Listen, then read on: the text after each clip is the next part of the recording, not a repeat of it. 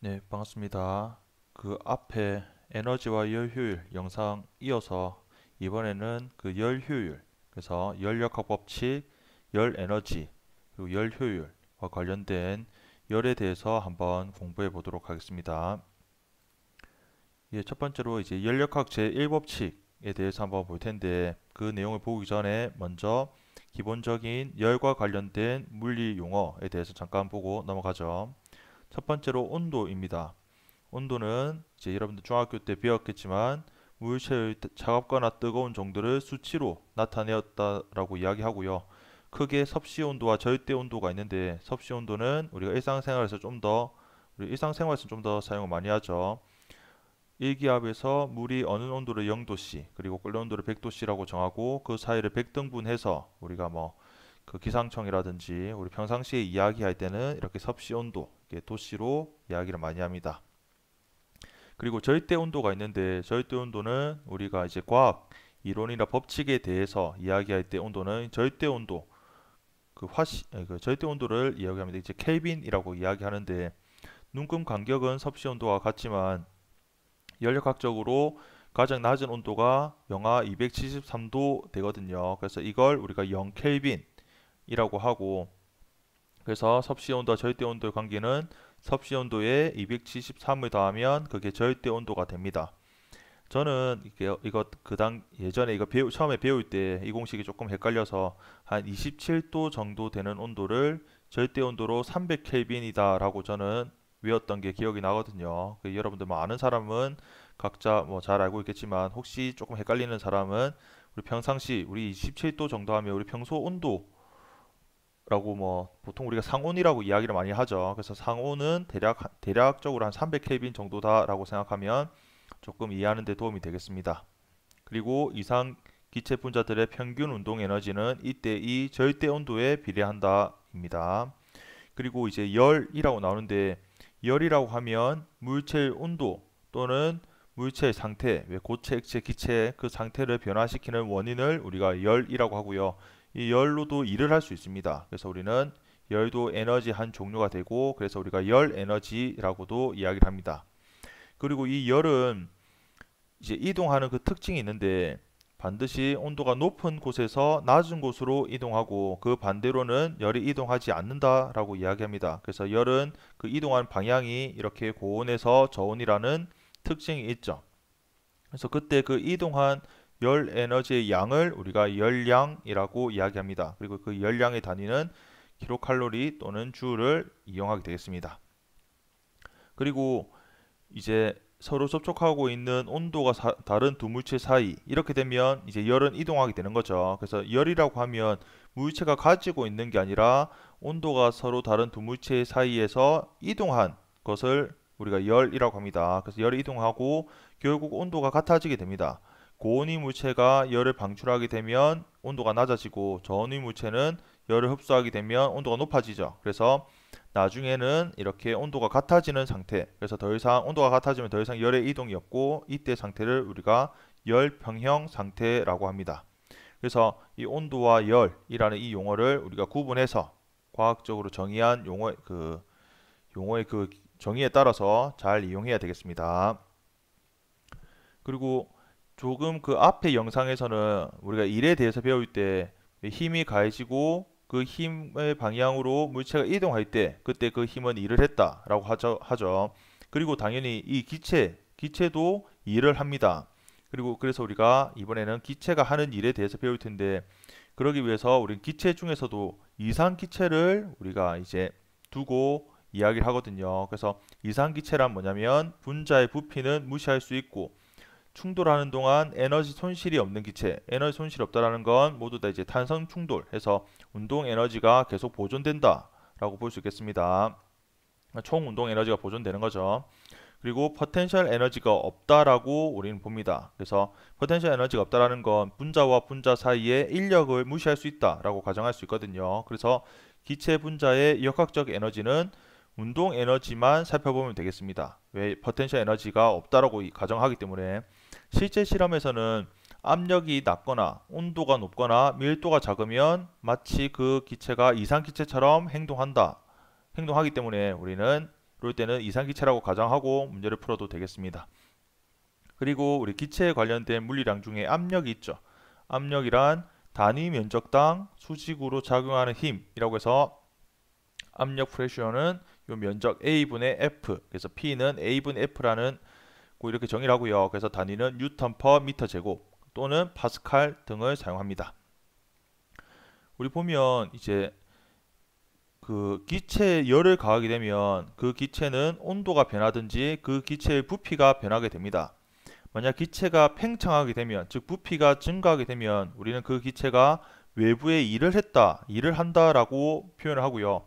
이번에는 그 기체가 외부로부터 일을 받는다라는 건 그 기체의 부피가 수축되었을 때, 부피가 작아졌을 때는 그 기체가 외부로부터 일을 받았다, 일을 받는다라고 이야기합니다. 여기 보면 이 그림이 이렇게 나와 있죠.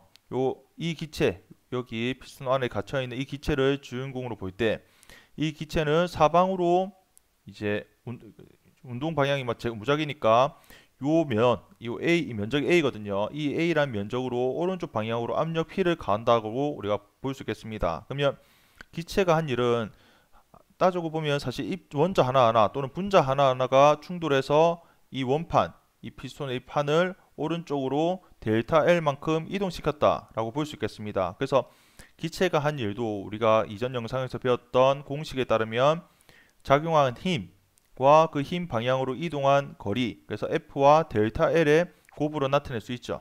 근데 여기서 우리가 기체에서는 기체 분자 하나하나를 다 고려하기 어렵기 때문에 이 기체 하나가 가한 이 F 대신에 이 힘을 일일이 다 더할 수가 없다는 거죠. 그래서 조금 전에 말했던 압력이라는 물리량을 이용하게 됩니다.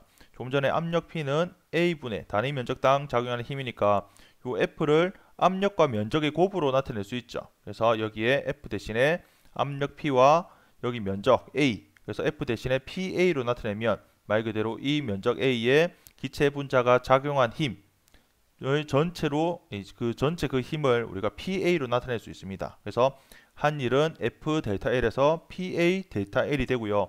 두 번째 A 델타 L, 그게 이 면적과 이 이동한 거리의 곱이죠. 그건 어떤 게 되겠습니까? 즉 나중 부피와 처음 부피의 차이가 되죠. 즉 부피의 변화량이 됩니다. 그래서 우리는 부피의 변화량 해서 델타 V라고 바꿀 수 있고, 그래서 우리가 기체에서 한 일은 F 델타 L이라고 줄여 쓰진 않고 압력과 부피의 곱인 압력과 부피의 변화량 P 델타 V로 나타냅니다. 그리고 이걸 이제 그래프로 나타낼 때 만약 기체가 이렇게 외부로 지금 일을 하게 되는 거죠. 이 델타 V가 양수면 기체가 외부로부터 일을 한다 라고 표현하고요. 오른쪽 표에도 나와 있습니다. 만약 이 부피가 처음에는 오른쪽에 있다가 시간이 지나서 왼쪽으로 됐다 라고 하면 이때는 부피가 감소하는 경우죠. 부피가 감소해서 델타 V가 음수가 되면 우리는 그때가 이 기체가 외부로부터 일을 받는다 라고 표현합니다. 그리고 이 그래프를 보면 부피 압력 그래프인데 압력이 이렇게 지금 일정하죠. 그래서 압력이 일정할 때 예를 들어서 부피가 오른쪽으로 만약 증가했다, 오른쪽으로 이동했다는 건 부피가 증가했다는 거죠. 그러면 요 아래 이 면적이 바로 P 델타 V가 되죠. 조금 전에 P 델타 V는 기체가 한 일이 되니까 여기서 만약 부피가 오른쪽 방향으로 증가했다 하면 이 면적만큼 기체가 일을 했다, 일을 한다 라고 표현하고요. 만약 이 화살표와 반대되는 화살표로 되어 있어서 부피가 감소하면 그때는 이 면적만큼 기체가 외부로부터 일을 받는다 라고 표현합니다. 사실 우리가 일상생활에서 일을 한다라는 표현은 익숙해도 일을 받는다라는 표현은 사실 생소할 수 있는데 기체가 한 일에서는 일을 한 것만큼 일을 받는 것도 되게 물리적으로 의미가 있습니다. 그래서 조금 생소하더라도 자주 생각을 하다 보면 익숙해질 수 있겠죠. 그래서 부피가 감소할 때는 기체가 일을 받는다라고 이야기합니다. 만약 우리가 일상생활에서 찌그러진 탁구공을 혹시 뜨거운 물에 넣어서 본래대로, 그러니까 이걸 부피를 펴서 본래 이게 동그란 모양으로 바꾼 걸 한번 해본 적이 있는지 모르겠는데 그건 부피 관점에서 보면 부피가 팽창한 거죠. 그 말은 탁구공 안에 있던 공기가 외부에 일을 한다라고 우리는 표현할 수 있습니다. 그 다음 이제 기체의 내부 에너지입니다. 이 기체의 내부 에너지는 기체를 구성하고 있는 원자 또는 분자들이 갖는 전체 에너지를 되는데, 그 전체 에너지라는 게 우리가 역학적 에너지라고도 생각할 수 있거든요. 하지만 아까 우리가 지금 공부하고 있는 기체는 이상 기체를 가정하기 때문에 여기서 이 내부 에너지는 포텐셜 에너지는 고려할 필요가 없죠. 그러니까 본래 내부 에너지는 운동 에너지와 포텐셜 에너지의 전체 합을 이야기하는데, 이상 기체 같은 경우 우리가 다루는 이상 기체는 분자 사이에 인력이 없어서 포텐셜 에너지가 존재하지 않습니다. 따라서 우리는 그 내부 에너지는 운동 에너지의 합으로만 나타내면 되고, 그 운동 에너지는 절대 온도에 비례합니다. 그러면 이상기체 평균 운동 에너지, 이 바는 평균이란 걸 의미하죠. 평균 운동 에너지는 절대 온도에 비례하게 되고, 그 다음에 이상기체의 내부 에너지는 내부 에너지는 안에 그 기체 분자가 몇 개냐에 따라서 그 값이 달라지고, 그러니까 기체 분자 수에도 비례하게 되고, 절대 온도 T가 몇 켈빈이냐에 따라서도 비례하게 되죠. 그래서 이상기체의 내부 에너지는 그 평균 운동 에너지와 이제 그 분자의 수의 곱으로 정의되는데, 이때 평균 운동 에너지는 절대 온도에 비례하기 때문에 그 이상기체의 내부 에너지는 기체 분자의 수와 절대 온도에 각각 비례한다라고 우리는 표현할 수 있겠습니다. 만약 이상기체 분자 수가 일정한 경우 절대 온도가 2배가 되면 내부 에너지도 2배가 되겠죠. 맞습니까? 그리고 만약 절대 온도가 0켈빈이면 내부 에너지가 0이 됩니다. 0켈빈이면 그 섭씨 온도로는 몇 도죠? 영하 273도씨가 되죠. 그때는 내부 에너지가 0이 돼서 기체는 열 운동을 하지 않는다라고 우리가 이론적으로 볼 수 있는데, 사실 우리가 실질적으로 절대 온도가 0켈빈인 걸 아직 구현하지 못했어요. 기술력이 부족일 수도 있겠죠. 그래서 구현하지 못해서 우리가 이걸 직접 확인하지 못했습니다. 하지만 우리가 지금 만든 이 이론상으로는 절대 온도가 0켈빈이 되면 내부 에너지는 0이 될 수 있습니다. 그러면 이제 본래 제목이었던 열역학 제1법칙을 한번 살펴보겠습니다. 이 열역학 제1법칙을 설명하기 위해서는 그 열량, 그리고 내부 에너지, 그리고 기체가 한 일에 대한 이해가 있어야 가능하기 때문에 먼저 거기에 대해서 배웠고요. 열역학 제1법칙은 이제 열과 관련된 에너지 보존 법칙이라고도 하는데, 그 이유가 뭐냐면 기체의 내부 에너지 증가량은 델타 U라 쓸 수 있겠죠. 내부 에너지가 대문자 U로 많이 씁니다. 그래서 여기서 증가량, 이건 변화량 의미하는 건데, 여튼 증가량은 외부에서 기체가 흡수한 열량, 이 Q는 열량을 대문자 Q로 쓰거든요. 그래서 흡수한 열량 Q에서 이제 기체가 외부에 한 일, W, 이 W를 기체가 한 일이라고 하면 외부에서 흡수한 에너지에서 외부로 기체가 한 일을 뺀 것만큼 내부 에너지가 증가한다 라고 표현하는, 이게 바로 열역학 제1법칙, 델타 U는 Q-W 이렇게 쓸 수 있겠습니다. 이렇게 쓸 수도 있고요. 이제 책에 따라서 어떻게도 표현되는 게 있냐면 Q는 델타 U 더하기 W, 이렇게 해도 이제 여러분들 외우기는 두 번째가 조금 더 쉬울 수 있겠죠. 이렇게 또 쓸 수도 있는데, 이걸 한글로 정리하면 기체가 외부로부터 흡수한 열량은 기체의 내부 에너지 증가량과 기체가 외부로 한 일의 합과 같다, 그렇게 표현할 수 있겠습니다. 이렇게 표현하든 어떻게 표현하든 에너지 보존 법칙을 설명하는 겁니다. 그게 무슨 말이냐면 밑에 나와 있지만 열역학 제1법칙은 에너지는 형태가 바뀔 수도 있지만 에너지의 총량은 변하지 않는 걸 뜻하니까 에너지 보존 법칙이라고도 합니다. 즉 하나의 계에 들어가거나 나온 열이 결국 일과 내부 에너지로 전환돼서 전체 에너지는 변화가 없다는 거죠. 그림으로 따져보면 지금 풍선을 그린 건데, 풍선 내부에 예를 들어서 열이 가해졌다. 그럼 풍선 내부의 기체 입장에서는 열을 흡수한 거죠. 열을 흡수한 건, 열은 에너지 한 종류니까 에너지가 흡수됐던 겁니다. 근데 그 에너지가 흡수된 것만큼 그 중에 일부는 온도가 상승함으로써 내부 에너지가 증가할 수도 있고, 아까 내부 에너지는 온도에 비례한다 그랬죠. 그래서 온도가 상승하면 내부 에너지 증가합니다. 그래서 이런 식으로 외부로부터 흡수한 열 에너지의 일부는 내부 에너지가 증가할 수도 있고, 그리고 그때 흡수한 에너지의 일부는 부피가 팽창함으로써 기체가 외부에 일을 한다라고도 할 수 있다는 거예요. 그래서 증가한 내부 에너지와 기체가 외부로 한 일의 합은 처음에 흡수한 열 에너지의 양과 같다라는 거죠. 그래서 전체 에너지는 보존된다는 이야기입니다. 열역학 제1법칙에서 Q와 델타 U와 W 이 값은 무조건 양이거나 무조건 음이 아닙니다. 양수도 될 수도 있고 음수도 될 수도 있고 0이 될 수도 있어요. 그래서 그 각각의 의미를 아는 게 중요하겠는데 먼저 Q는 열량입니다. 이 열량이 플러스라는 건 그 기체가 외부로부터 열을 흡수한 경우 우리는 부호를 플러스를 씁니다. 그럼 반대로 그 기체가 외부로 열을 방출하게 되면 그 부호는 마이너스가 되겠죠.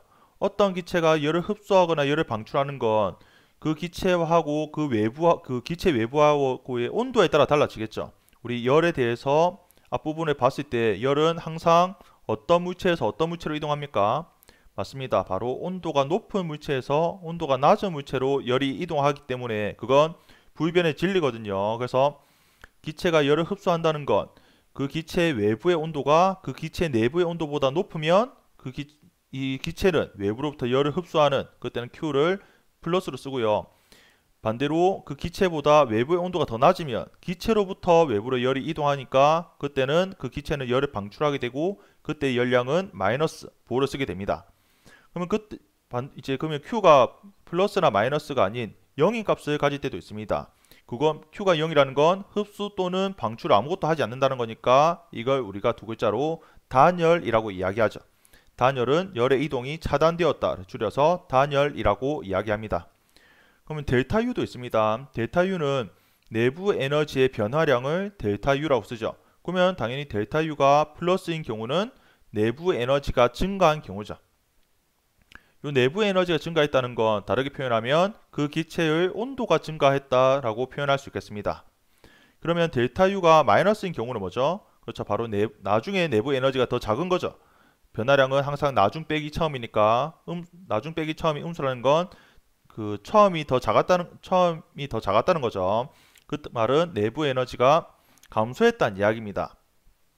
맞습니까? 그러면 내부 에너지가 감소했다는 건 또 다른 표현으로는 온도가 내려갔다라고 표현할 수 있겠습니다. 그다음 마지막으로 W는 기체가 한 일이죠.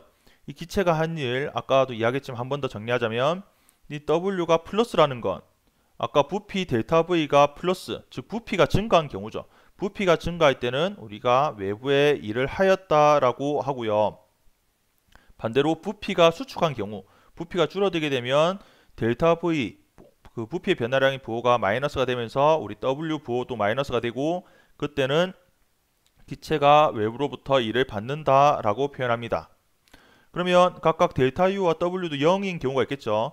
델타 U가 0이다. 내부 에너지 변화량이 없다라는 건 말 그대로 내부 에너지가 일정하다라는 거고 같은 말로 기체의 온도가 변하지 않는다. 기체 온도가 변하지 않는 걸 우리는 두 글자로 등온이라고도 이야기합니다. 즉 등온에서는 내부 에너지 변화량이 0이 되는 거죠. 그리고 W가 0일 수도 있습니다. W가 0이라는 건 델타 V가 0이라는 거죠. 그러면 델타 V가 0이라는 건 부피가 변하지 않는다라고 이야기합니다. 부피가 변하지 않고 일정한 걸 우리 두 글자로 등적이라고도 이야기합니다. 그리고 혹시 여러분 연구기관이란 용어를 평상시에 들어봤는지 모르겠지만 연구기관은 종류가 몇 가지 있습니다. 그 중에서도 제1종 연구기관이란 외부에서 에너지를 공급받지 않고도 계속 작동할 수 있는 계속 작동할 수 있는 열기관을 제1종 연구기관이라고 하는데 이러한 제1종 연구기관은 열역학 제1법칙, 즉 에너지 보존 법칙의 어긋남으로 이러한 연구기관은 만들 수가 없습니다. 그리고 이제 열역학 과정에 대해서 한번 살펴보죠. 이 열역학 과정은 이 그래프를 보면 부피, 압력, 가로축은 부피, 세로축은 압력을 나타내고 그리고 온도까지 해서 세 가지 양으로 나타냅니다. 여기 보면 그래서 온도가 같은 점을 이은 선을 우리가 등온, 온도가 일정하니까 등온선이라고 하는데 여기 밑에 이 선이 온도가 T1으로 일정한 등온선이고 그리고 그 원점으로부터 조금 바깥쪽에 있는 이 선이 지금 온도가 T2로 일정한 등온선입니다. 여기서 여러분도 혹시 기억나는지 모르겠지만 중학교 때 온도가 일정할 때 압력과 부피는 서로 무슨 관계였죠? 네, 서로 반비례죠. 그래서 온도가 T1으로 일정할 때는 압력과 부피가 이렇게 서로 반비례하는 걸 우리 나타낼 수 있습니다. 부피가 2배가 되면 압력도 절반이 되죠. 반대로 여기서 온도가 T2일 때도 마찬가지로 이렇게 부피가 증가할수록 압력이 감소하는 걸 볼 수 있습니다. 그리고 지금 두 개의 선 중에서 T1과 T2로 각각 부피, 그 온도가 일정한 건데 이 중에서 온도는 어떤 게 더 높은 걸까요? 그렇죠. T1보다 T2가 온도가 더 높은 거죠. 이건 어떻게 생각하면 되냐면 원점으로부터 등온선이 멀수록 온도가 더 높다라고 생각해도 되고요.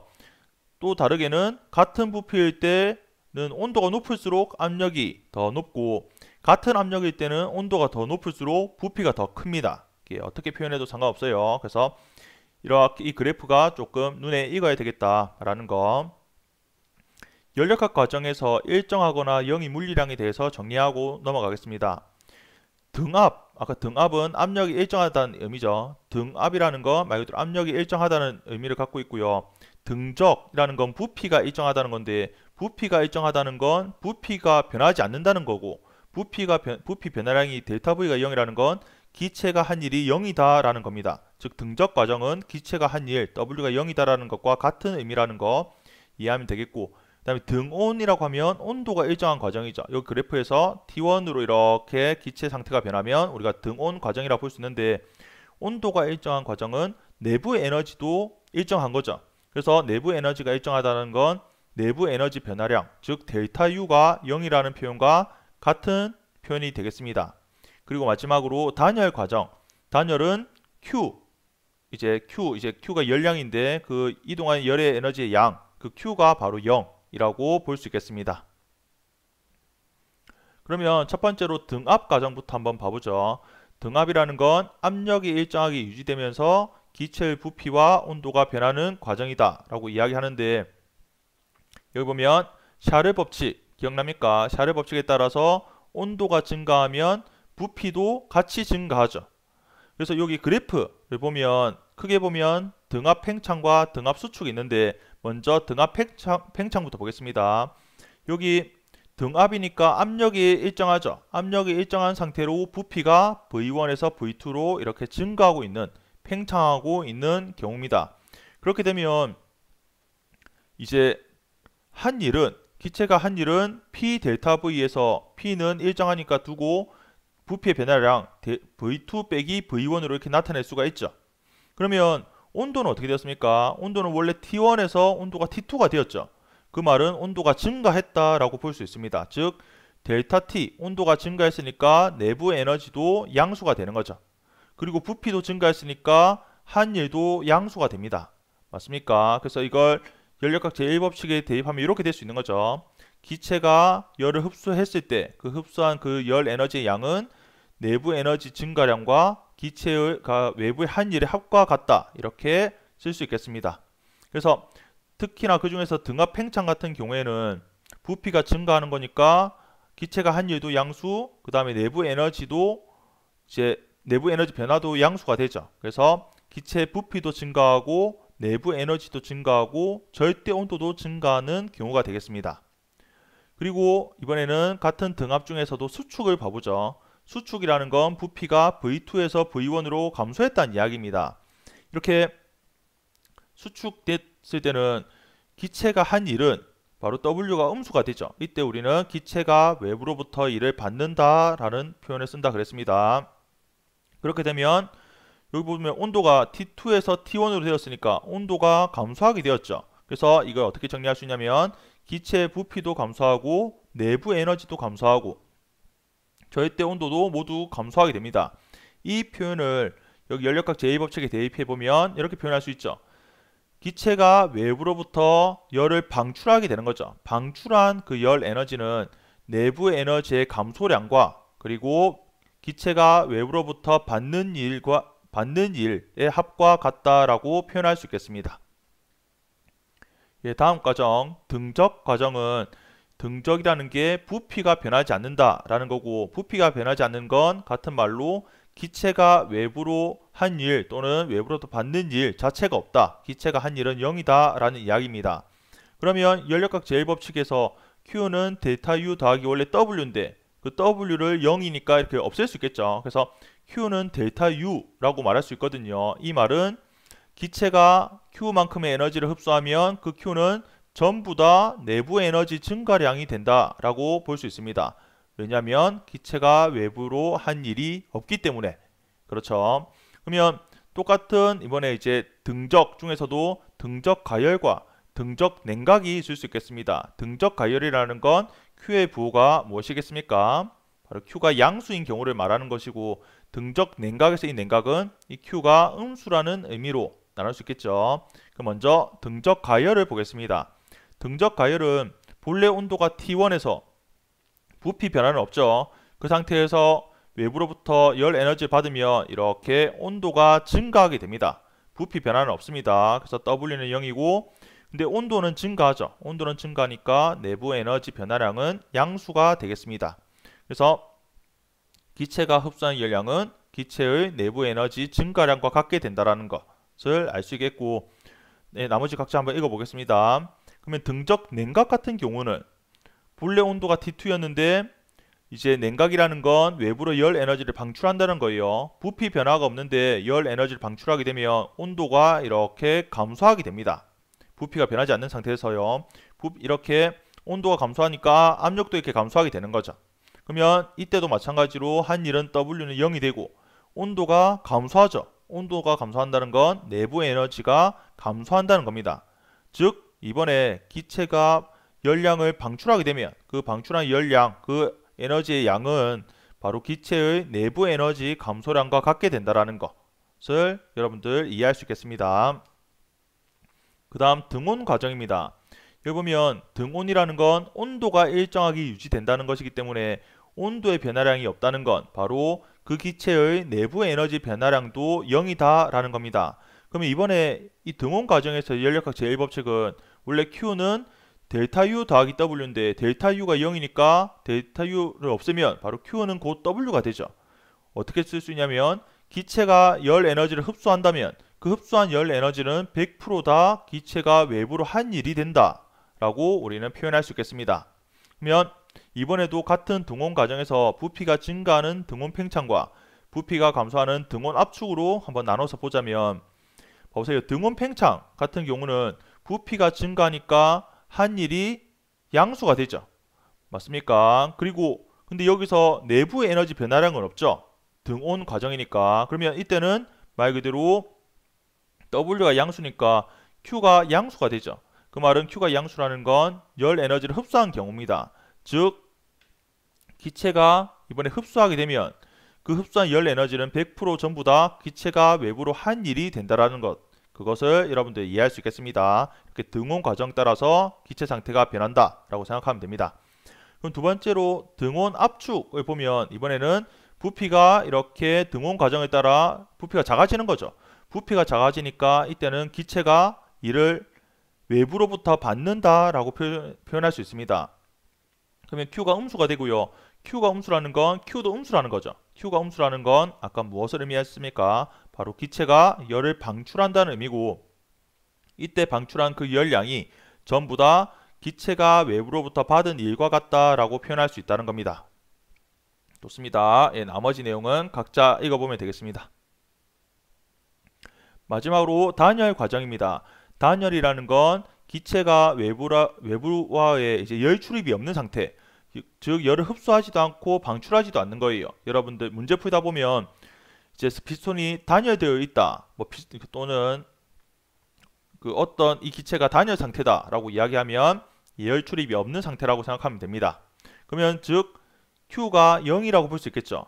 그러면 이 단열 과정에서 연력학 법칙, 연력학 제1법칙을 보면 원래 Q는 델타 U 더하기 W인데 Q가 0이니까 바로 델타 U는 마이너스 W 이렇게 쓸 수 있죠. 이걸 한글로 표현하자면 이렇게 쓸 수 있습니다. 기체가 외부의 한 일은, 이 기체 W가 기체가 외부의 한 일이죠. 이건 기체의 내부 에너지 감소량과 같다라는 거.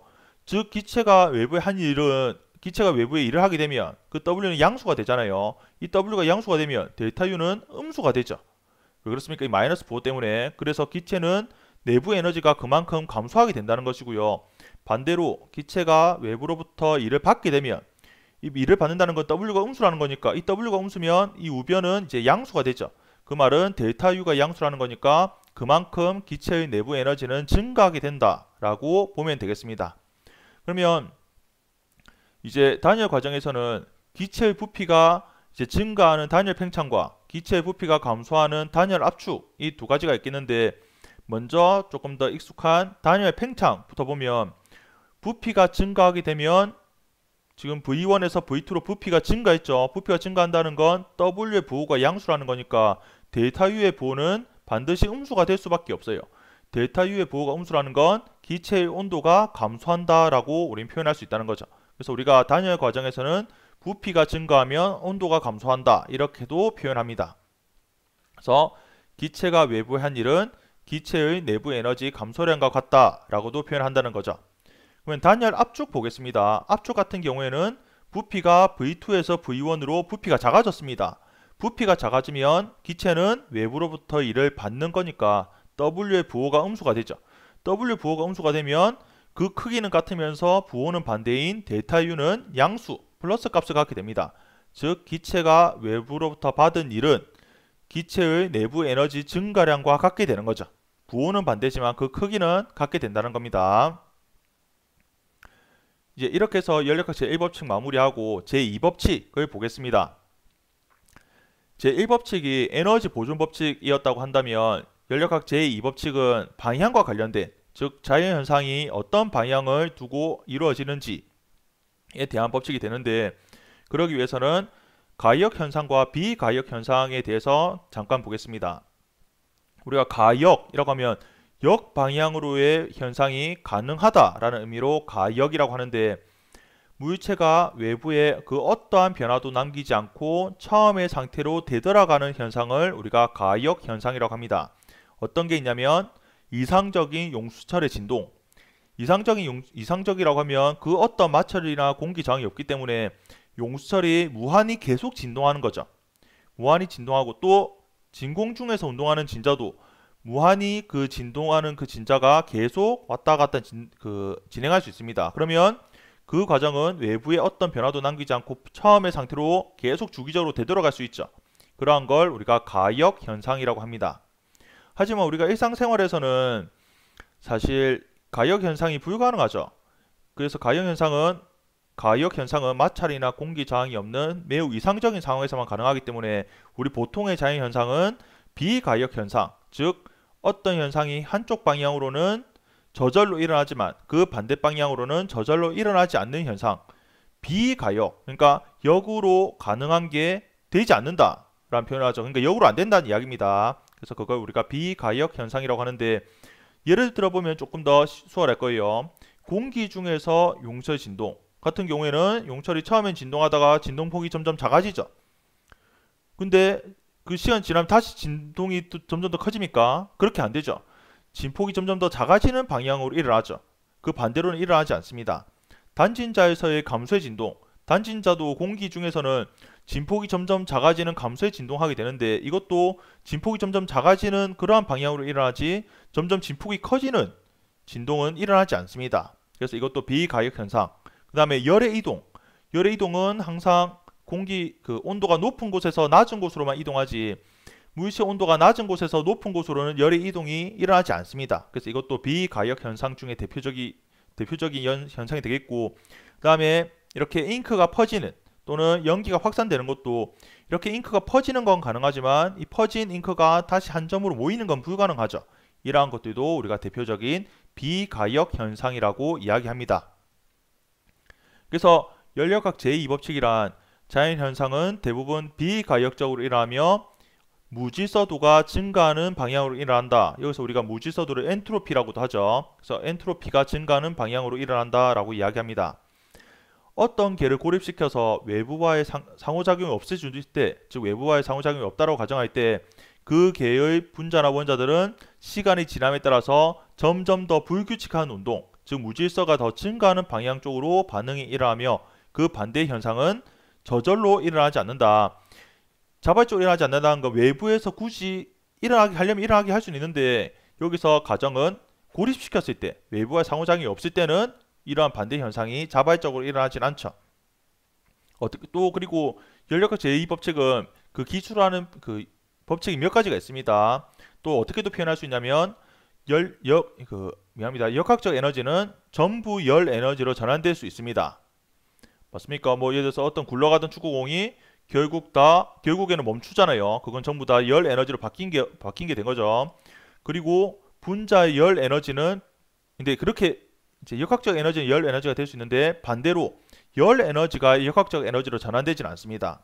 즉 에너지의 전환이 한쪽으로는 되지만 그 반대로는 되지 않죠. 그래서 이러한 표현도 열역학 제2법칙 중에 하나가 되겠고, 열의 이동 방향, 아까 이야기했지만 열은 항상 고온에서 저온으로 이동하지 저온에서 고온으로 이동하지 않는다. 또는 열 평형 상태인 두 온도가 같은 상태에서 어느 한쪽 방향으로는 열의 이동이 있지 않죠. 그래서 열의 이동 방향도 우리가 열역학 제2법칙을 따른다 라고 표현합니다. 그리고 고립계에서 자발적으로 일어나는 자연현상은 항상 확률이 높은 방향으로 진행한다. 확률이 높다라는 건 엔트로피가 더 높다라고도 표현할 수 있거든요. 그래서 만약 지금 이렇게 기체가 한쪽에만 기체가 있고 다른 한쪽 원래 진공이었는데, 만약 거기에 구멍을 뚫는다고 하면 시간이 지났을 때 두 공간 모두의 기체가 이렇게 골고루 퍼져 있는 상태가 되지, 자발적으로 다시 왼쪽 방향으로는, 즉 저절로 한 상자에 이렇게 기체가 모이는 경우는 없다라는 겁니다.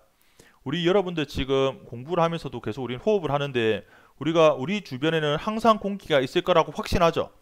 확률적으로 갑자기 우리 생활하고 있는 주변의 공기가 갑자기 다른 곳으로 다 이동해서 내가 숨 쉴 수 없다라는 걱정은 사실 할 필요가 없죠. 하지도 않고, 그건 이렇게 열역학 제2법칙 덕분이다. 즉 조금 극단적으로 우리가 지금 숨 쉴 수 있는 것도 열역학 제2법칙 덕분에 숨을 계속 쉴 수 있다라고도 이야기할 수 있겠습니다. 그리고 아까 제1종 연구기관이 있었던 것처럼 제2종 연구기관도 있는데, 제2종 연구기관은 열역학 제2법칙에 유의되는 걸 우리가 제2종 연구기관이라고 이야기합니다. 그리고 이제 열기관과 열효율에 대해서 한번 살펴볼 텐데, 열기관은 이러한 열 에너지를 우리가 원하는 형태의 일로 바꾸는 장치를 우리가 열기관이라고 이야기합니다. 그래서 열기관은 크게 외형기관과 내형기관이 있는데, 연료가 연소되는 그 장소가 기관의 외부에서 연료가 연소되냐 또는 그 기관의 내부에서 연료가 연소되냐에 따라서 이렇게 크게 두 가지로 나눌 수가 있고요. 그리고 열기관의 원리는 열기관의 순환 과정, 그러니까 피스톤도 계속 완복 운동을 하죠. 그래서 열기관도 계속 순환, 특정한 과정을 계속 반복하게 되는데, 그렇게 순환하면서 고온의 열원으로부터, 그러니까 온도가 높은 물체로부터 열 에너지를 흡수하고, 그러니까 지금 이 동그란 게 열기관입니다. 그리고 우리가 열은 고열원에서 전열원으로 이동한다 그랬죠. 그래서 고열원부터 방출한 에너지가 Q1이라고 하면 열기관은 Q1이란 에너지를 흡수해서 그 흡수한 에너지 중에서 W만큼 일을 하게 되고, 그 남은 에너지가 있겠죠. 그 남은 에너지 Q2만큼을 전열원 T2로 방출하게 된다라고 된다는 거예요. 그렇게 방출하면서 원래의 상태로 되돌아온다. 그러면서 다시 또 반복되겠죠. 순환하는 거니까. 그리고 한 번에 순환하는 과정 동안 열기관의 내부 에너지 변화는 없다라는 게, 이 열기관이 한 번 순환하게 되면 본래 상태로 되돌아오기 때문에, 본래 상태라는 건 본래 압력, 그러니까 처음 압력, 처음 부피, 처음 온도로 되돌아온다는 거예요. 그러니까 온도 변화도 없다는 거죠. 그래서 델타 U가 0이다. 한 번의 순환 과정 동안 전체 내부 에너지 변화량은 없다는 겁니다. 그리고 오른쪽 보면 고열원에서 흡수한 열 에너지가 100% 다 에너지, 그러니까 우리가 원하는 일로 바뀌는 건데, 사실 요건 가능하지 않거든요. 그 가능하지 않는 건 밑에 있습니다. 그 보기 전에 잠시 열 효율부터 봐보죠. 우리가 열 효율이라는 건 여러분도 공부할 때도 효율이 되게 중요한 것처럼 열도 열 효율이 되게 중요한데, 열기관에서 열 효율은 고온의 열원에서 이 T1으로부터 흡수한 열량 Q1에 대해서, 이 Q1이 흡수한 열 에너지에 대해서 외부로 얼마나 많은 일을 했냐, 그 W의 비로 정의합니다. 즉 열 효율 E는 Q1 흡수한 열 에너지 중에서 외부로 한 일 W, Q1분의 W로 정의한다. 근데 이 W를 어떻게 표현할 수 있냐면 Q1-Q2로 볼 수 있어요. 여기 Q1과 W와 Q2는 서로 에너지 보존에 따라서 성립하는 식이 있거든요. 즉 Q1은 Q2 더하기 W로 볼 수 있죠. 그래서 W를 Q1-Q2로 바꿀 수 있고, 그래서 열 효율 1을 1-Q1분의 Q2 이렇게 볼 수 있습니다. 그러면 마지막으로 열 효율이 1, 즉 열 효율이 100%인 열기관은 실제로 만들 수가 없어요. 그 만들 수 없는 건 지금 오른쪽 그림 이렇게 그려져야 열 효율이 1, 그러니까 에너지로 효율 따지면 100%인데 이게 불가능한 건 지금 이 그림 봤을 때 보면 저열원으로 이동하는 열 에너지가 없어야 가능하죠. 즉 Q2가 0이 돼야 됩니다. 근데 Q2가 0이 될 수는 없는 건 지금 고열원에서 저열원, 즉 Q라는 열 에너지, 열이라는 것 자체가 열의 이동은 언제 일어난다 그랬죠? 맞습니다. 바로 고온에서 저온으로 온도가 서로 다른 두 물체가 있을 때 이동하는 게 바로 열 에너지예요. 근데 만약에 전류원으로 이동한 그 T2가 없다라는 건 T1에서 방출하는 에너지 Q1 자체가 있을 수가 없습니다. 이해됩니까? 이 책에서는 어떻게 표현했냐면 열역학 제2법칙에 따르면 열기관에 일을 하는 과정에서 남은 열이 그 주변에 존재하는 더 낮은 온도의 계로 저절로 흘러가 버리기 때문이다. 즉 Q2를 아무리 작게 하려고 해도 Q2가 0이 될 수는 없다 라고 이야기를 하거든요. 이게 우리가 기술이 부족해서가 아니라 열이라는 열 에너지의 그 특성상 반드시 고온에서 저온으로 이동하는 열 에너지가 있을 수밖에 없어요. 그래서 우리가 아무리 열 효율을 높인다고 해도 100%인 열기관은 만들 수 없다라고 이야기합니다. 뭐 그림 이게 열역학적인 이러한 물체 운동과 관련해서 보면 빗면에 놓은 물체는 쭉 빗면 따라 이동하다가 결국 마찰 때문에 결국 정지하게 되죠. 그러면 에너지로 따지면 본래 가지고 있던 역학적 에너지가 이렇게 열 에너지 형태로 돼서 결국 정지하게 됩니다. 근데 반대로 여기 가만히 있던 여기에 정지했던 이 물체에 외부로부터 열 에너지를 가한다고 해서 얘가 이렇게 갑자기 가역적인 반응이 일어나지가 않아요. 여기 보면 수평면에 있던 물체에 열을 가한다고 해서 물체가 빗면 위로 올라가지 못한다. 그 이유는 그렇게 되려면 무질서하게 운동하던 공기 분자가 동시에 같은 방향으로 힘을 가해야 되는데 열역학 제2법칙에서는 그런 일이 일어나지 않는다. 즉 간단하게 정리하자면 일은 모두 열로 바꿀 수는 있지만 열은 모두 일로 바꿀 수 없다라고 생각하면 되겠습니다. 이 표현이 바로 열 효율이 1인 건 불가능하다라고 이야기할 수 있겠죠. 그러면 100%는 불가능하지만 이론적으로 가장 열효율이 가장 높은 열기관을 우리가 이상적인 열기관 이름을 우리가 카르노 기관이라고 이야기해요. 열효율은 1은 되지 않지만 그래도 이상적으로 가장 열효율이 높은 기관을 우리가 카르노 기관이라고 하는데 카르노 기관은 그 순환 과정이 A 상태에서 시작됐다고 하면 B, C, D를 거쳐 다시 A 상태로 이렇게 계속 순환되게 됩니다. 그 중에서 A, B 상태와 CD 상태는 등온 상태가 되고요.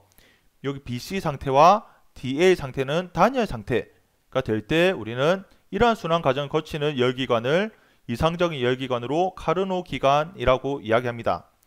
여기 A, B, BC, CD, DA 과정에서 Q, W, 델타 U의 부호가 이렇게 나와 있죠.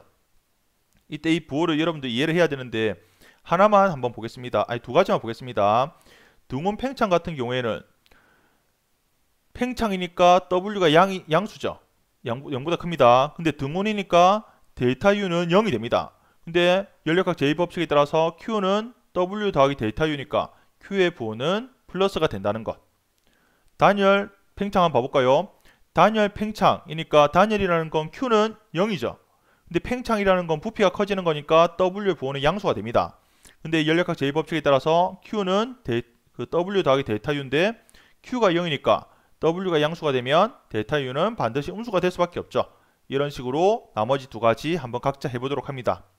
그리고 열 효율은 아까 이야기했지만 고열원으로부터 흡수한 에너지 Q1으로부터 한일 W가 돼서 이 값은 Q1분의 Q1-Q2로 바꿀 수 있다 그랬죠. 그리고 원래 열 효율은 1-Q1분의 Q2인데 이 식을 Q1 대신에 T1, Q2 대신에 T2로 바꿀 수 있어요. 근데 이 바뀌는 이건 무조건 바뀌는 게 아니라 카르노 기간일 때만 이렇게 바뀔 수 있습니다. 이 바꾸는 과정도 우리가 그 열역학에 대해서 공부를 좀 더 하면 공부할 수 있거든요. 지금은 그것까지 하진 않는데 카르노 기간에서는 그 열 효율을 이렇게 절대 온도로 이렇게 바꿔서 나타낼 수 있다는 거. 보면 여기 T1이 T2보다 무조건 클 수밖에 없죠. T1이 T2와 같으면 열이 이동하지 않거든요. 그래서 열 이동이 하려면 고온에서 저온으로 이동하니까 T1이 T2보다 클 수밖에 없어요. 그 말은 열 효율이 아무리 커도 1보다는 작을 수밖에 없다라는 거. 이것도 열역학 제2법칙에서도 이야기하는 것 중에 하나가 되죠. 그래서 우리가 실제 열기관의 열효율을 보면 가솔린, 우리 보통 휘발유로 가는 건 20에서 30%, 디젤은 조금 더 높죠. 25%에서 35%, 전기기관은 우리 초창기에서 이제 나왔던 열기관이죠. 그건 20% 미만으로 실제 열효율이 그렇게 높지 않습니다. 그래서 우리는 많은 사람들이 이러한 열기관의 열효율을 최대한 높이기 위해서, 그러니까 이러한 이상적인 열기관인 카르노 기관의 이러한 열순환이 되게끔 하는 열기관을 만들기 위해서 지금도 많은 노력을 하고 있습니다.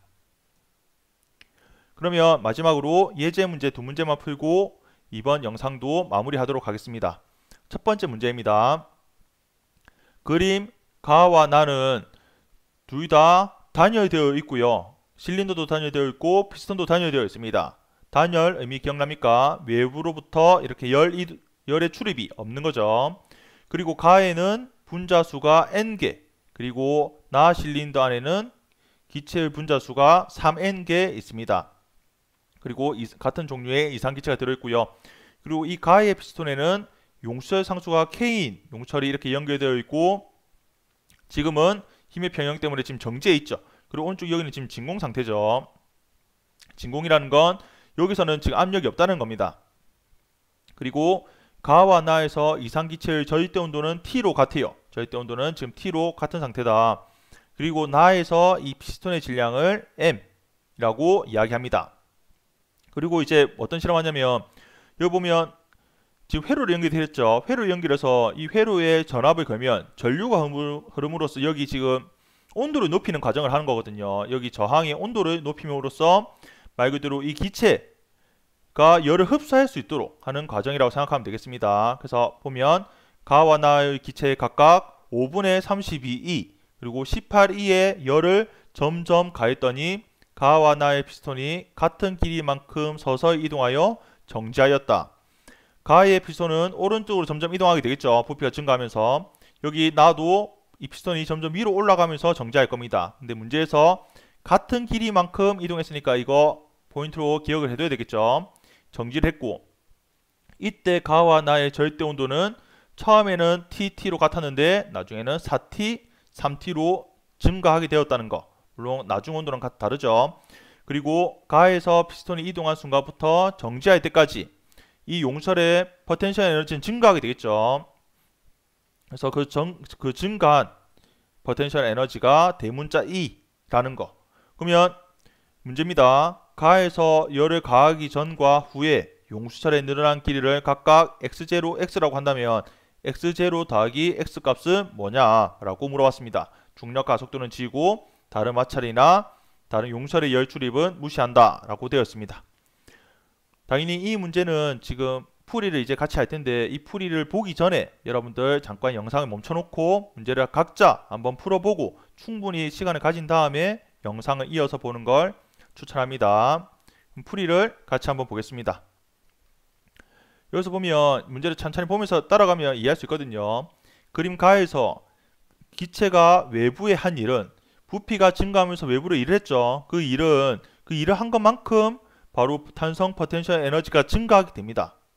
이해됩니까? 요 오른쪽이 지금 진공 상태라서 지금 공기가 없는 상태에서 외부로부터 지금 압력이 없는 상태예요. 그래서 이 피스톤이 이 내부에 있던 이 기체가 외부로 일을 하는, 즉 피스톤을 이동시킨 것만큼 그때 한 일이 전부 다 포텐셜 에너지, 탄성 포텐셜 에너지로 바뀌게 된다.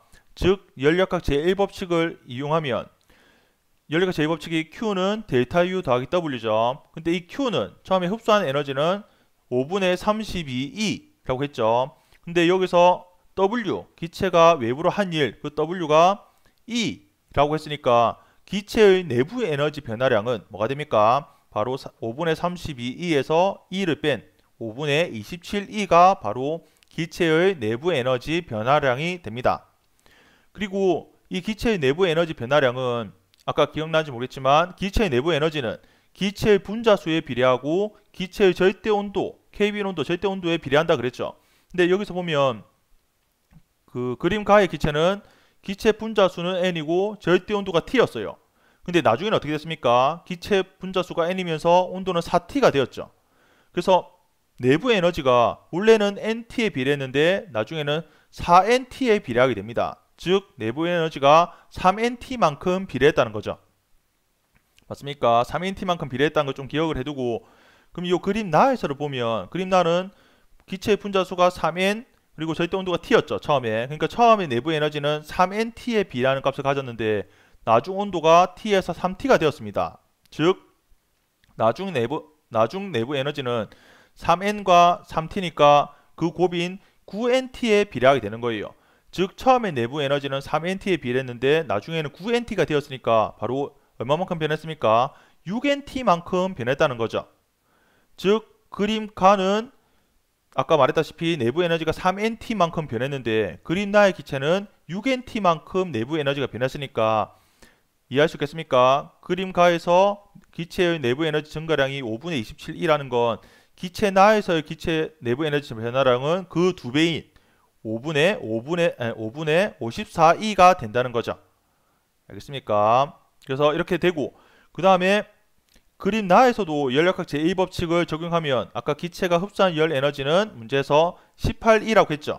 근데 그 중에서 기체의 내부 에너지 변화량이 5분의 54e라고 했으니까 이 기체가 이 피스톤을 위로 들어 올리면서 기체가 외부로 한 일은 그 차이인 바로 5분의 36e가 된다는 겁니다.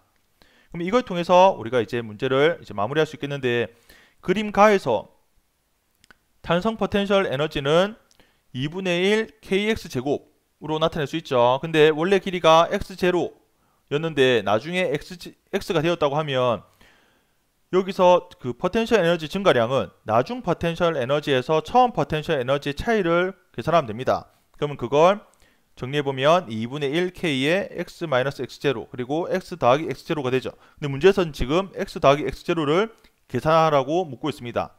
그 다음에 나에서는 보면 기체가 외부에 한 일은 기체가 이 피스톤을 들어올릴 때 이 한 일은 바로 이 들어올린 것만큼 피스톤이 이제 그 중력 포텐셜 에너지가 증가하게 된 거죠. 이것도 사실 서서히 증가하기도 했고 처음에 정지 상태였는데 나중도 운동 상태가 정지지 않습니까? 그 말은 운동 에너지 변화량이 없는 거예요. 즉 R자임이 한 일이 0이 되는 거죠.